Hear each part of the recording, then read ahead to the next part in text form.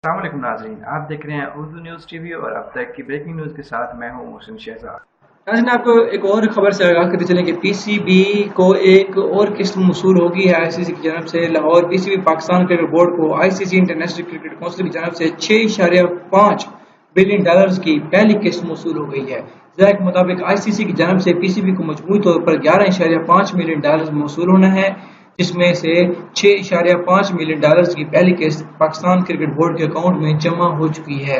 ज़राए के मुताबिक पाकिस्तान क्रिकेट बोर्ड को ये पहली किस्त जनवरी में मिलना थी, ताहम 2017 के ऑडिट अकाउंट्स की मंजूरी में ताखीर के बायस मामला इल्तवा का शिकार हो गया था। चंद हफ्ते कबल लाहौर में पाकिस्तान क्रिकेट बोर्ड के गवर्नर बोर्ड मेंबरान की मंजूरी के बाद अकाउंट्स की रिपोर्ट आईसीसी को भिजवाई गई थी, जिसके बाद उन्होंने पहली किस्त जारी कर दी है और ये दूसरी किस्त भी जल्द मिलने का इम्कान है। बाज़ इंटरनेशनल क्रिकेट काउंसिल हर साल मेंबर मालिक से सालाना प्रॉफिट रेवेन्यू शेयर करती है।